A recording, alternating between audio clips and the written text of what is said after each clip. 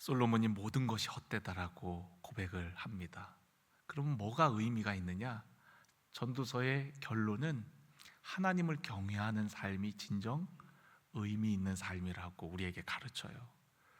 솔로몬은 모든 부귀영화를 다 누려봤던 사람이에요. 우리가 인생을 살아가면서 참 누리고 싶은 것도 많고 하고 싶은 것도 많잖아요. 특히 우리 젊은 세대는 더 그런 것 같아요. 저도 우리 청장년과 같은 세대인데 정말 사고 싶은 것도 많고 갖고 싶은 것도 많고 가보고 싶은 것도 많고, 그런데 이제 뭐 여러 개 안 되니까 다 할 수는 없지만, 근데 그 모든 것들이 사실은 중요한 게 아니고, 정말 중요한 것은 우리가 하나님을 알고 하나님을 경외하는 삶이 정말 중요하다는 것을 우리에게 말씀해 주고 있는 거예요. 그래서 우리가 다 읽진 않았지만 솔로몬이 전도서 2장에 이렇게 얘기를 해요. 2장 1절에 나는 내 마음에 이르기를 자 내가 시험 삼아 너를 즐겁게 하리니 너는 낙을 누리라 하였으나 보라 이것도 헛되다. 그러니까 낙을 누려보자 하고 해봤지만 그것도 다 헛되다라는 거예요. 또 2절에 보면 웃음에 관하여 말하기를 그것은 미친 것이라 하였고 희락에 대하여 이르기를 이것이 무슨 소용이 있는가, 다 소용이 없다는 거죠.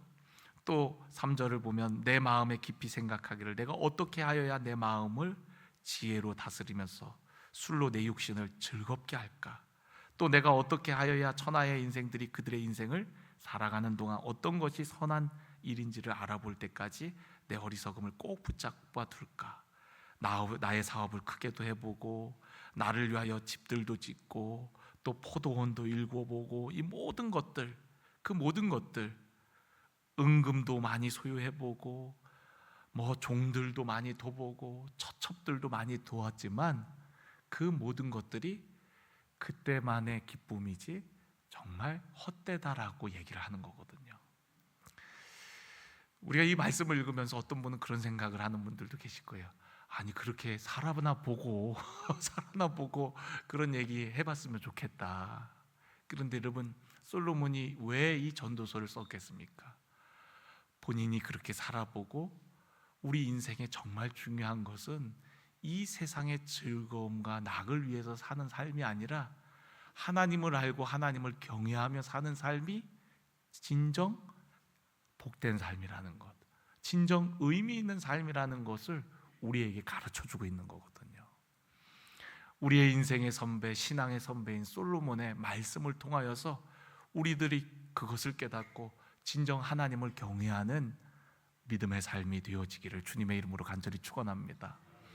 특히 3040 정말 사업도 일구고 싶고 또 내 집도 마련하고 싶고 더 큰 집도 짓고 싶고 이루고 싶은 꿈과 계획들이 크시겠지만 그 모든 것들이 하나님을 경외하는 삶 가운데 자연스럽게 누려지기를 간절히 원합니다. 그것을 위해서 사는 것이 아니라 하나님을 경외하며 우리의 삶에 베풀어 주시는 하나님의 은혜로 만족함이 있는 삶, 또한 이 땅에서 우리가 복이라고 얘기하는 그런 기쁨과 즐거움도 하나님으로부터 누려지는 삶, 내가 그것을 추구하는 삶이 아니라 하나님을 바라봄을 통하여 하나님으로부터 얻어지는 삶이 되어지기를 간절히 원합니다.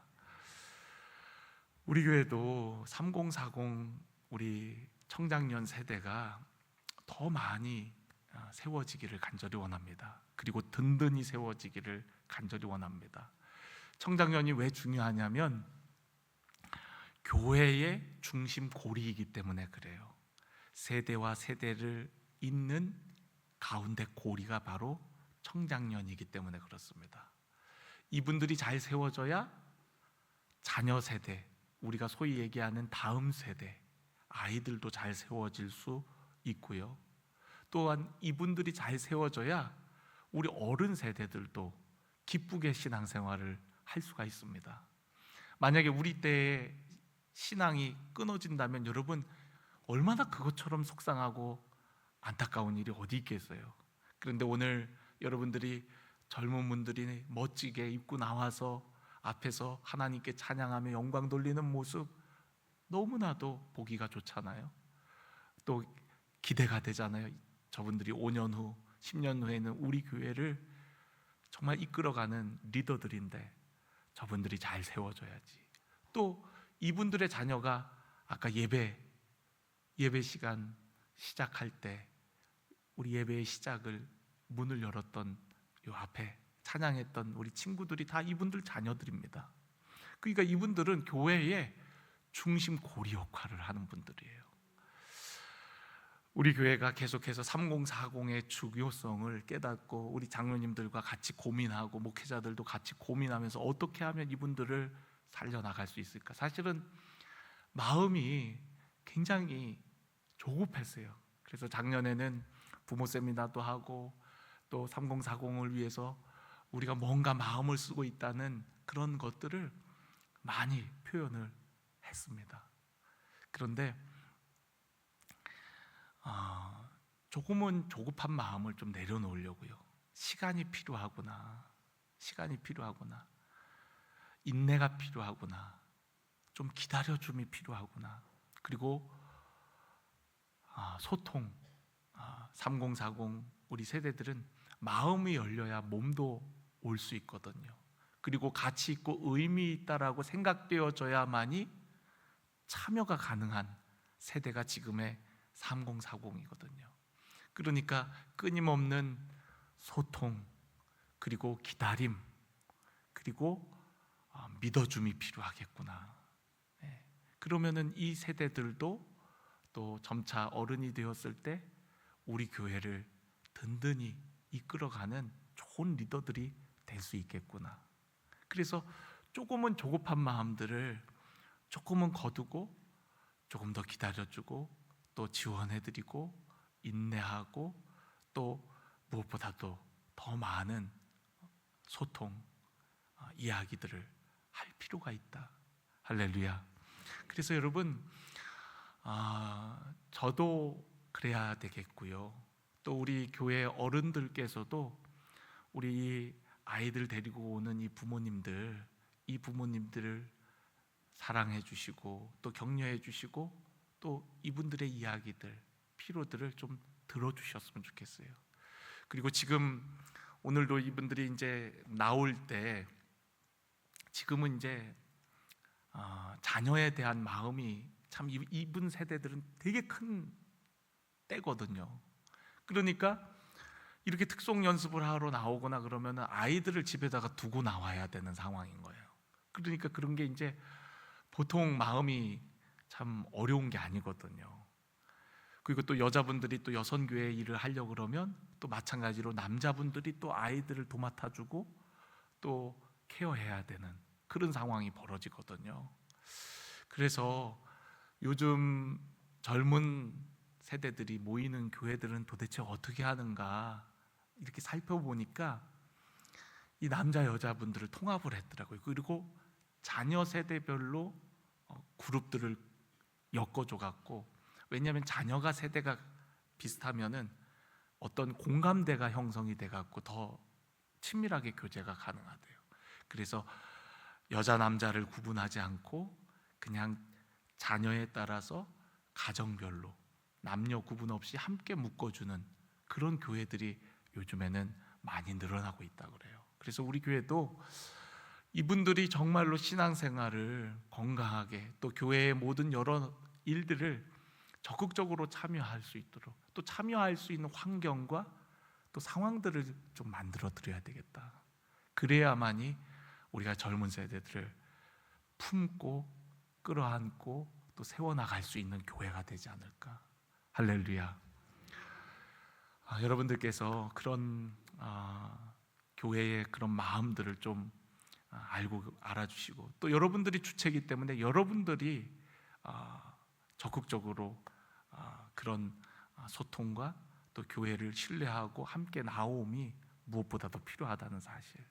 그래서 우리 교회 젊은 세대들이 많이 와도 우리가 다 품을 수 있는 교회, 또 그런 분들이 젊은 분들이 와서 마음껏 믿음 생활하고 주신 달란트와 그런 사명과 직분을 감당해 나갈 수 있는 그런 우리 반석교회가 되어지기를 간절히 원합니다. 우리가 신앙 교육에 있어서 중요한 목표가 있어요. 그것은 신앙이 형성되도록 해주는 것, 그리고 그 형성된 신앙이 성장하고 성숙에 이르도록 하는 것. 신앙이 형성되는 데 있어서 정말 중요한 건 하나님의 말씀입니다. 그래서 말씀을 들을 수 있는 기회를 많이 제공해 줘야 돼요. 그래서 예배가 이제 중요하다고 강조하는 이유는 예배가 하나님의 말씀을 집중해서 가장 많이 들을 수 있는 시간이기 때문에 이제 예배를 중요하게 여길 수밖에 없는 거죠. 그래서 예배를 통해서 하나님의 말씀을 듣고 또한 그 말씀을 듣고 행함으로써 우리는 성숙에 이르게 돼요. 그래서 교육의 목표는, 우리 기독교 교육의 목표는 예수님을 닮아가는 겁니다. 예수님의 장성한 분량에 이르기까지 우리 모두가 자라가는 거죠. 아이들만 자라가는 것이 아니라 우리 청장년들도, 장년들도, 노년들도 주님 오시는 그날까지, 우리가 하나님 나라에 이르는 그날까지 끊임없는 배움과 교육, 또 말씀을 통하여서 우리의 신앙이 계속 주님을 닮아가도록 이렇게 자라가는 겁니다. 그래서 여러분, 많은 분들이 신앙 교육은 보통 학생 때 이루어지는 것으로 생각하는데 그것이 아니라 노년기에 이르기까지 교육은 끊임없이 이루어져야 된다는 거예요. 이와 같이 우리 성도들이 전생애적으로 또 우리의 삶의 현장 속에서 교회뿐만 아니라 가정에서도, 또 삶의 터전에서도, 또 심지어는 어떤 공간적인 개념을 넘어서서 온라인에서도 우리가 이런 신앙의 전진들이 이루어져야 되겠죠. 그런데 지금까지는 신앙 교육이 학생들에게만 한정이 되어 있었던 거예요. 이제 우리 교회에 조금씩의 변화들을 여러분들이 느끼는 분들도 계실 거예요. 오늘 같은 부모 교육, 그러니까 부모 세대들을 교육시켜주는 시간을 가졌던 거예요. 그러니까 교육이 저 학생들만 가르쳐서 하나님의 사람으로 세우는 게 아니라 부모 세대인 우리들도 하나님의 말씀으로 다시금 교육을 받고 깨달음을 얻고 좋은 부모로 세워지는 거죠. 그러니까 부모 교육 세미나를 그래서 하는 거고요. 또 교사들이 가르치는 일을 하지만 역시 교사도 교육을 받을 때 그 가르치는 일들을 더 잘할 수가 있는 거죠. 속장 교육, 인도자 교육, 이런 것도 속장을 1, 2년 하는 거 아니지만 계속해서 배우고 또 끊임없이 공부함을 통하여서 우리 자신을 성장시키고 더 많은 사람들을 섬길 수 있는 성숙한 사람으로 나아가기 위해서 교회는 이러한 교육 과정들을 계속해서 다양하게 해나가는 거예요.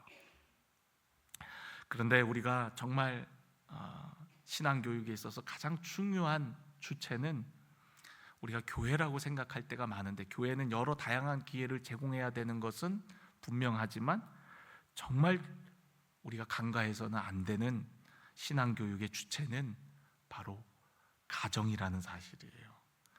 우리가 코로나를 겪으면서 코로나가 우리에게 준 유익이 무엇이냐면, 그동안은 교회에 모든 것을 맡겨서 교회 교육, 신앙 교육이 이루어졌단 말이에요, 대부분. 그런데 코로나를 통해서 이제는 교회에 갈 수가 없고 모일 수가 없게 되자 가정의 역할이 얼마나 중요한지를 우리가 인식하기 시작한 거예요. 그러니까 너무 중요한 거예요. 그러니까 코로나가 우리에게 주신 선물인 거죠. 그 전까지는 애들 교회에 그냥 주일날 데려다 주면, 교회에 갔다 왔다 그러면 신앙 교육이 그것으로 된다고 생각했어요. 그런데 여러분, 한번 생각해 보세요. 교회 가고 아이들이 신앙 교육을 받는 시간이 몇 시간이나 됩니까? 길어야 1시간 반 정도, 2시간이 채 되지 않는 시간입니다. 한 주가 168시간인가요? 그 정도 시간이 되는데 그 중에서 길어야 1시간 반에서 2시간 정도 신앙 교육을 하는 정도란 말이죠. 그러니까 그거 가지고 아이들이 건강한 하나님의 사람으로 자라기가 너무나도 어렵다는 거예요. 그런데 코로나가 터지면서 교회에만 신앙교육을 의존할 수가 없구나. 가정에서도 교회 교육, 신앙교육이 이루어져야 되는구나. 그리고 주일날에만 한정되어 있던 교육이 이제는 우리가 삶 속에서, 일상 속에서 아이들을 신앙적으로 가르쳐야 되는구나 하는 인식이 생긴 거예요. 그러니까 너무너무 감사한 거죠. 하나님이 우리에게 코로나를 통해서 그런 귀중한 것들을 발견하게 하고 깨닫게 해주신 거예요. 그래서 이제는 주일 하루에만 집중되어 있는 것이 아니라 온라인을 통해서 언제든지 신앙교육을 마음만 먹으면 받을 수 있고, 또 우리 교회 같은 경우는 지금 큐티를 통하여서 아이들이 매일매일 하나님의 말씀을 접할 수 있도록, 또 그 큐티를 통하여서 여러분들이 가정에서 우리가 같은 본분으로 하기 때문에 지금 아동부나 중고등부나 어른들이나 다 같은 본문으로 우리가 큐티를 하기 때문에 그걸 가지고서 대화를 할 수 있게 하는 거예요. 그것을 가리켜서 우리가 유대인 교육의 하브르타라고 하는데, 대화식 토론입니다. 오늘 우리가 읽은 말씀이 이런 말씀인데 너는 그 말씀 속에 뭘 느꼈니? 이렇게 물어보는 거죠. 왜냐하면 같은 본문으로 우리가 하나님 말씀을 읽고 묵상했기 때문에 그 본문에 대해서 물어보는 거예요. 저도 매일은 아니지만 아이들하고 같이 이렇게 식탁에 앉아갖고 오늘 큐티 말씀이 너 뭔지 혹시 기억하니? 그러면은 아이들이 줄거리를 기억해요. 그러면은 거기서 너는 뭘 느꼈어? 이제 제가 물어보는 겁니다. 이게 하브르타 교육입니다. 유대인식 교육법, 질문과 토론을 통해서 점점 우리가 기독교적인 가치관, 또 기독교적 성경적 세계관, 또 정말 하나님 나라의 가치들을 아이들이 자연스럽게 알아가도록 하는 거거든요. 그러니까 주일날 목사님이나 전도사님이 15분, 30분 전해주는 일방적인 그런 신앙교육, 주입식 교육에서 더 나아가서 가정에서 부모와 자녀들이 함께 신앙적 이야기들을 통해서 나누는 그런 참여형, 나눔형 교육들을 통하여서 가정들이 더 건강하게 세워져 나갈 수가 있게 되어지는 거예요. 그래서 우리 교회는 그런 생태계를 만들려고 합니다. 신앙 생태계를. 우리 교회가 그런 것들을 계속해서 할 수 있도록 독려하고, 또 지금까지는 우리가 가정예배나 큐티나 이런 하브르타 교육처럼 부모와 자녀가 신앙적인 얘기에 그런 어떤 이야기거리가 별로 없었다면, 교회가 그러한 것들을 할 수 있도록 독려하고 제공해주고 함으로써 가정 내에 신앙교육이 자연스럽게 이루어질 수 있도록, 우리 청장년 세대들, 이분들의 주요 관심은 사실 제일 큰 건 가정이거든요. 네. 가정.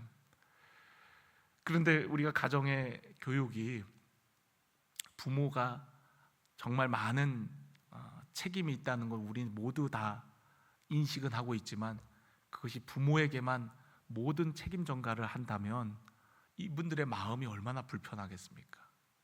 그 교회는 교회로서의 할 일을 하고, 또한 가정에서 가정에서대로 하고, 또한 우리 사회에 또 그런 부분들을 감당할 수 있는 부분들, 뭐 학교라든가 또 어떤 공동체라든가 이런 곳에서 우리가 다각도로 우리 다음 세대들을 위해서 함께 노력하지 않으면, 지역과 함께, 마을과 함께, 학교와 교회와 가정과 이런 지역 공동체와 함께 연결되지 않으면 앞으로 다음 세대 교육이 점점 어렵다는 거죠.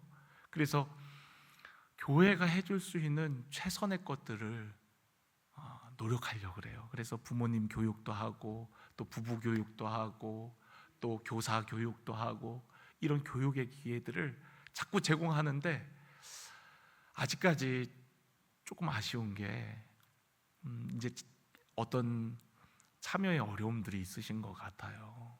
그래서 그런 부분들이 너무너무 아쉬워요. 오늘 일부 예배 드리면서도 제가 광고 시간에 이제 저의 마음을, 이제 저의 심정을 좀 말씀드렸는데, 이제 교회에서 어떤 좋은 교육의 기회들을 제공할 때 정말 그런 마음이거든요. 부모가 자녀를 사랑하는 마음으로 좋은 거 먹이고 싶어 갖고 이렇게 준비해 놨는데 자녀가 안 먹고 그냥 휙 나가버리면 어때요, 여러분? 너무 마음이 속상하잖아요. 목사는 양들을 위해서, 성도들을 위해서 어떻게 해서든 하나라도 좋은 걸 준비해서 우리 성도들에게 주고 싶은 거거든요. 그런데 그러한 좋은 기회들을 잘 받아 누리지 못하면 마치 자녀가 안 먹고 그냥 나가버리는 것처럼 너무 마음이 안타까울 때가 있어요. 사실 너무너무 안타까울 때가. 그리고 그런 진심이 제대로 전달되지 않을 때 참 그런 부분들이 너무 속상할 때가 많습니다. 우리 성도님들이 말씀을 듣고 신앙이 안전하게 형성이 되고 그 형성된 신앙이 더욱더 성장과 성숙으로 나아갈 수 있도록, 그러니까 우리 신앙이 나의 생각과 고집에 이렇게 편협하게 빠져 있으면 신앙이 건강하게 크게 자라지 못하고, 여러분 중간이 탄탄해야 되고 넓어야 그 위에다가 더 많은 것들을 높이 뭔가를 세워나갈 수 있는 것처럼 우리의 신앙의 기초나 기반이 너무 편협하고 내 상황과 여건에 너무 몰입되어 있으면 아무리 좋은 걸 갖다 줘도 이거를 세워나갈 수가 없는 거거든요. 그래서 우리가 교회에서 우리 성도님들을 위해서 이런 많은 교육의 기회들을 제공하는 것도 중요하지만 무엇보다도 이 교육의 어떤 주체, 가정을 세워나가는데 주체가 되는 우리 부모 세대들이 정말로 그런 어떤 인식, 그리고 깨달음, 그리고 하나님을 경외하는 것이 그 어떤 것보다도 우선될 수 없다는 생각 가운데 함께 협력함으로 가정을 신앙의 토대 위에 아름답게 세워나가기를 주님의 이름으로 간절히 축원합니다. 그래서 제가 오늘 여러분들에게 꼭 가정에서 하고 있는지 점검도 해보시고요, 잘하고 있다면 더 잘하시면 되고요, 만약에 안 하고 있다면 한번 꼭 해보셨으면 좋겠어요. 그 첫 번째가 뭐냐면 가정예배입니다. 가정예배. 아침에도 제가 일부 예배 때는 말씀을 드렸는데, 우리가 가정을 세운다는 것은 우리의 가정에 하나님을 우리의 가정의 주인으로 또 건축가로 모시는 거거든요. 근데 그 건축가로 모시는 행위가 우리의 주권을 내려놓고 하나님을 우리의 가정의 주인으로 모시는 거예요. 그게 바로 예배입니다. 그래서 여러분 가정에서 함께 예배하는 거, 혹 믿지 않는 분들이 있더라도 여러분 혼자 여러분 가정에 믿는 분이라 할지라도 여러분 혼자라도 우선은 가정에 단을 쌓는 거예요. 예배하는 겁니다. 그러면은 그 예배를 통해서 우리 가정의 변화들을 경험할 수가 있어요. 가정 예배라고 해서 너무 딱딱하게 드리기보다는 심플한 순서로 찬송하고 말씀을 읽고 또 말씀을 가장이나 엄마나 누가 잠깐 나누고, 그리고 그 말씀에 대해서 느낀 바들을 잠깐씩 이야기하는 식으로 그렇게 이제 예배를 드리는 거예요. 그리고 기도하고 마치고, 그러면서 그 주신 말씀 안에 우리에게 주시는 하나님의 뜻, 또 하나님의 계획, 또 오늘 내 삶 가운데 실천해야 될 것들을 나눠보는 거죠. 예를 들어서 이웃사랑이라 하면은 우리가 어떻게 이웃사랑을 할 수 있을까? 우리의 이웃이 누굴까? 이런 얘기들을 해보는 겁니다. 그러면은 얼마 전에 우리 경상도에 산불이 났는데 그 어려운 분들, 그들도 우리의 이웃이 아닌가요? 그렇지. 그러면 우리가 어떻게 할 수 있을까? 그들을 위해서 우리가 기도를 할 수 있을 테고, 또 우리의 용돈의 일부를 그분들을 위해서 집을 잃고 생활의 터전을 잃은 그분들을 위해서 우리가 어디다 모금도 할 수 있을 테고, 그런 것들을 이제 구체적으로 한번 나눠보는 겁니다. 예배를 드리면서. 너무 좋겠죠? 여러분 집에서 말 안 하면서 사세요? 다 해보세요.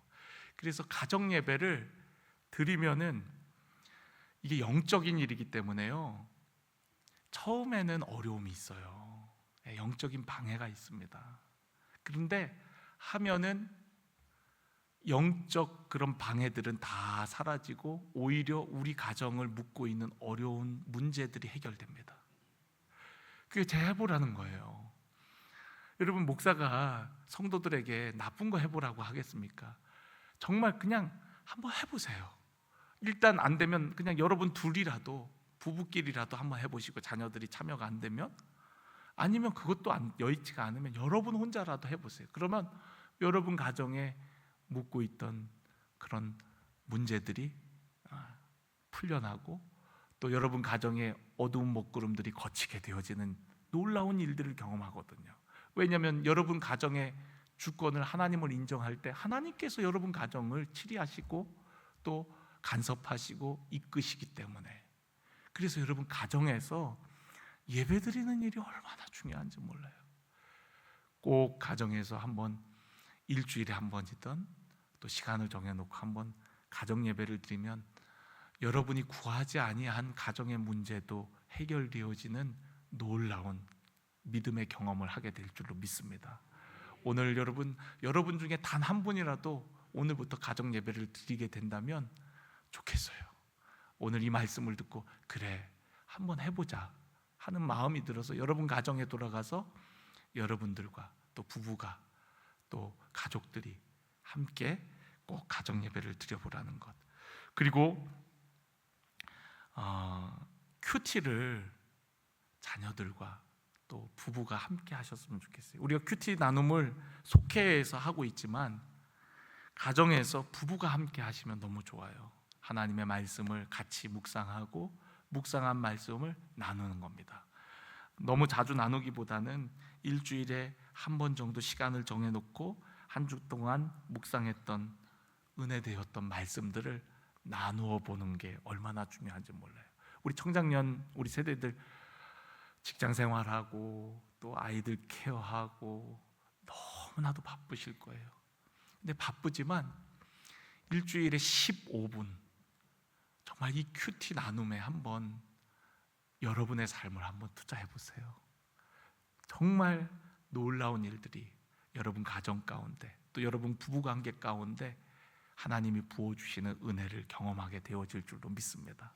그래서 하나님의 말씀을 함께 묵상하고 나눈다는 것은 여러분의 어떤 언어나 삶의 태도를 완전히 바꾸어놔요. 오늘 우리 조은하 교수님이 오셔서 두 가지 핵심적인 걸 얘기했어요.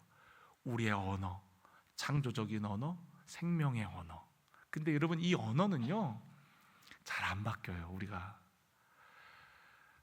우리가 살아오면서 자연스럽게 체득된 언어들은 진짜 안 바뀝니다. 많은 책을 읽고 노력하지 않으면 안 바뀌고요, 또 바뀐 것 같아도 나도 모르게 부모로부터 배운 언어들을 나도 모르게 툭툭 나올 때가 많아요. 그래서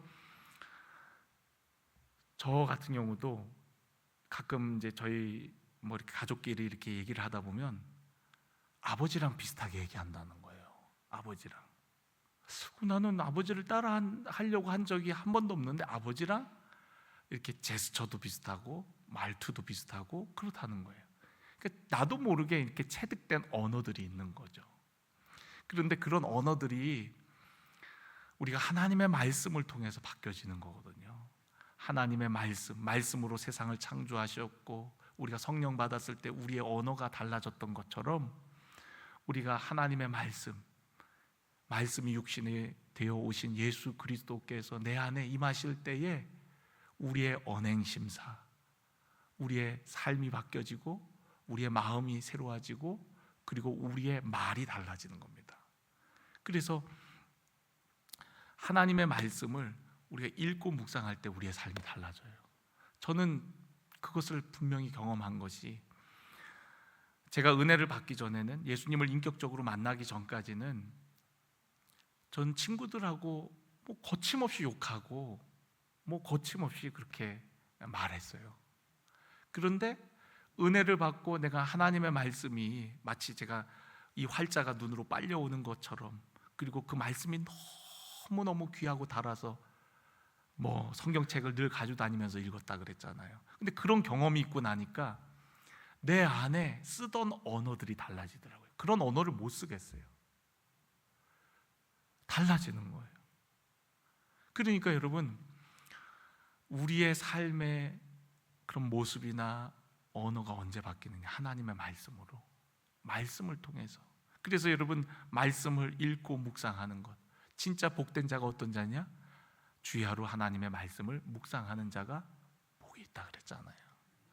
저는 오늘 여러분들이 말씀을 함께 묵상하고 그 묵상한 말씀을 여러분들이 고백하고 나누는 그런 삶이 되었으면 좋겠어요. 물론 속회에서도 나누지만 가정에서 나누면 더 좋아요. 오늘 읽은 말씀 통해서 내게 이런 은혜를 주셨는데 정말 이런 걸 많이 깨달았어. 당신은 어떤 말씀이 한 주간 동안 은혜가 됐어?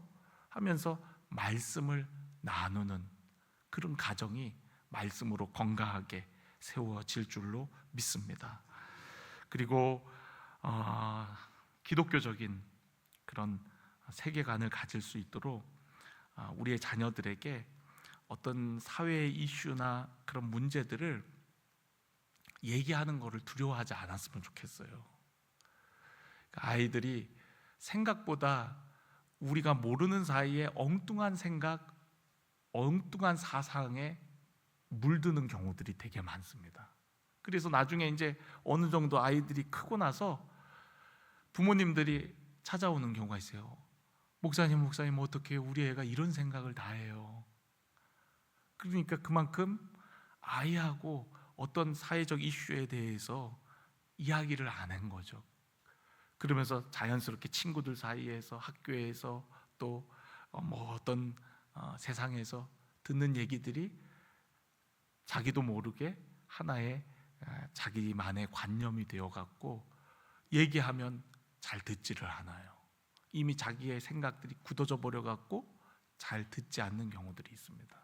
그래서 부모가 아이들과 기독교의 핵심 가치들에 대해서 이야기해주는 그런 자리들이 많아지면 좋겠어요. 식탁의 교제라든가, 또 아이들이 잠자기 전에 부모와 함께 오늘 있었던 일들을 이야기하면서 또 그런 거에 대해서 이야기한다든가, 학교에 어떤 친구가 왕따를 당한다는 얘기를 한다면 넌 그러면 어떻게 하고 있니?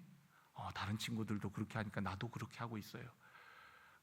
그러면 우리가 그렇게 하는 것이 나쁘다는 거를 신앙적으로 또 성경적으로 가르쳐줘야 되잖아요. 또 그런 친구들을 어떻게 도울 수 있는지, 이런 것들을 나누는 거죠.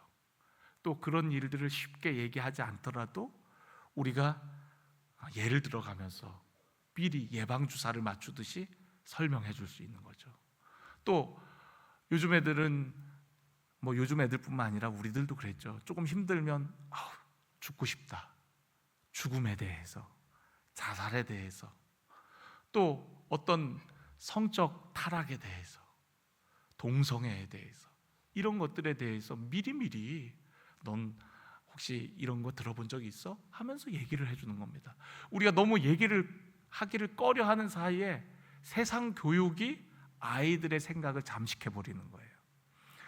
창조론에 대해서, 하나님이 이 세상을 창조하셨다는 말씀에 대해서, 우리가 성경적 세계관은 창조, 타락, 구원, 이런 형식으로 성경의 메시지가 우리에게 가르쳐주고 있는데, 이런 거에 대해서 얘기해 주는 겁니다. 먼저 세상의 얘기를 듣기 전에, 세상 교육으로 어떤 편협한 사고가 새기기 전에 성경적 세계관들을 얘기해 주는 거예요. 그러니까 너무 얘기를 안 하다 보니까, 너 오늘 학원 갔어?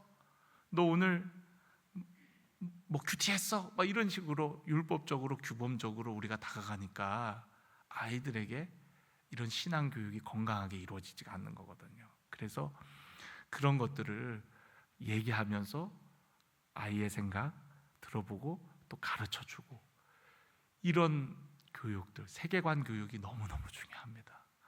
세계관이 막혀 있으면, 또 세상 것으로 가득 차 있으면 하나님의 말씀이 심겨지기가 너무나도 어렵다는 사실.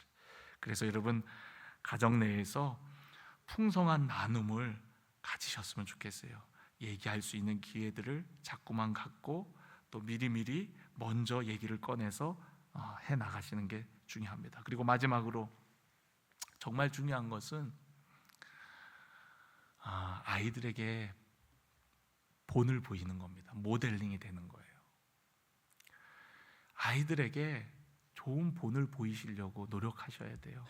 그래서 아이들이 신앙의 모습과 실제 삶의 모습, 신앙의 이야기와 실제 삶의 모습이 다를 때 아이들이 굉장히 혼란스러워 하거든요.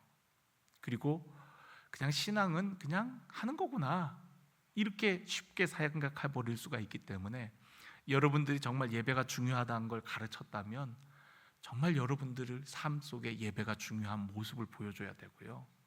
정말 하나님이 중요하다는 것을, 하나님을 섬기는 삶이 중요하다는 것을 이야기했다면 정말 여러분의 삶에서 하나님이 삶의 우선순위가 되어서 하나님의 말씀에 입각해서 순종하는 모습을 보여야 되고요. 또 신앙생활하면서 어떤 부정적인 인식들이 생겼을 때 그런 것들을 또한 우리 자녀들에게 흘러가지 않도록 조심하는 것도 참 중요하고요. 그래서 신앙생활 잘하고 어떤 부정적인 한 모습 때문에 아이의 신앙을 죽이는 경우들이 너무 많습니다. 그리고 우리는 다른 데에서 자꾸만 핑계를 찾고 이유를 찾아갖고 좀 그런 마음들을 좀 덜고 싶어하는 심리가 있거든요. 그런데 가만히 생각해 보면 자녀들이 나의 신앙적인 그런 잘못된 모습들로 인해서 실망하고 또 좌절한 그런 것으로 인해서 교회를 떠나는 경우들이 너무 많다는 거예요.